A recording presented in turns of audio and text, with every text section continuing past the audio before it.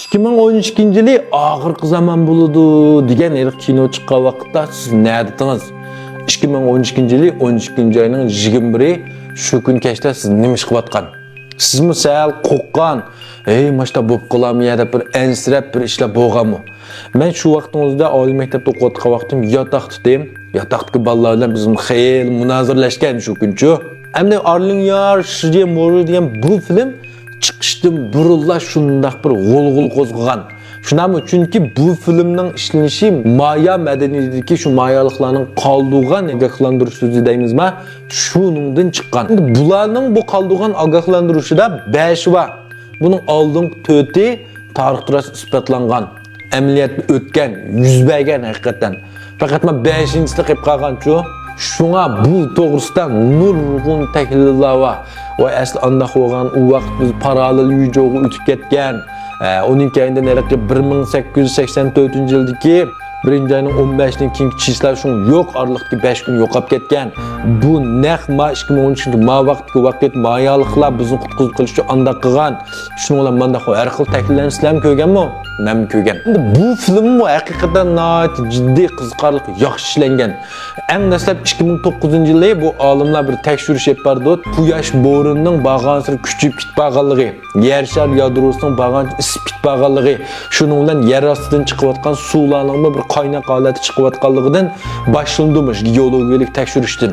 Shu vaqtning o'zida 2012-yilgacha manda qo'yib qolish mumkin degan bir tahlillarni o'tirib qo'ydi. 2010-yilga kelgan vaqtning o'zida Amerika Zongtining Birlashgan Davlatlar yig'inini ochib, nurg'un davlatlarning o'rtasida bu ishni o'tirib qo'ydi.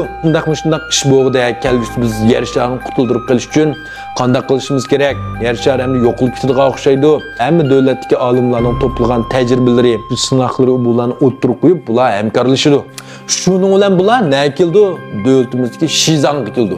Chunki Shizang dunyoning o'g'isi, eng egizga, ya'ni yer sharini kelkun besib ketsimi, Shizangga eng keyin keladi yoki bu yer yana cho'qchib chiqib qolishi mumkin deb o'ylab, hammayatga vaqt farqini utilmayazlik nechkim yasash uchun deb Shizangga kelib yasaydi buni. Endi bu yerda bu kemik chiqib olganlarning salohiyatini belgilash uchun oldi bilan qanday qildi? Dunyodagi eng katta olimlar, yozuvchilar, injenerlar, kashfiyotchilar, doktorlar degandeklardan kelib, oxirida shuning bilan endi odatdagidek sotgan vaqtingizda bir biletning bahosini 10 million dollar qilib bekitdi.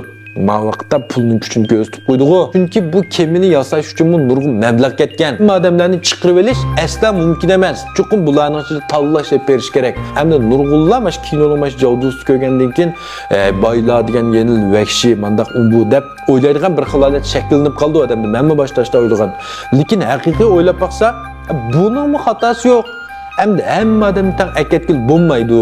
Chunki hamda yer sharini qayta qurib chiqish uchun, yer sharini qayta gullantirish, qayta texim go'zal qilish uchun mushundaq kishilar kerak.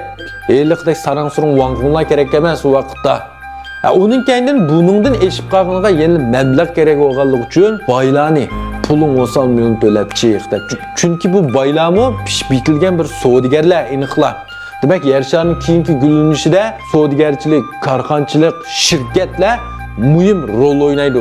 Shuning uchun mushlarni berish kerak. Shuning bilan men o'ylaganki, bu qinim to'g'ri-ku degan qarorga keldim. Undaqda bu filmni sizlarga ko'rib boqqanman. Men sizlarga so'zlab o'tirib, hozir qoidlardan ko'gim kelyotdi menimcha.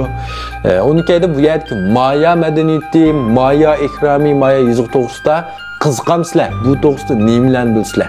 Shu mazmunlarni yoqtirgan do'stlar, pingni qilib qo'ysanglar, keyingi sonda shu to'g'risida paranglashsak bo'ladi. Rahmat.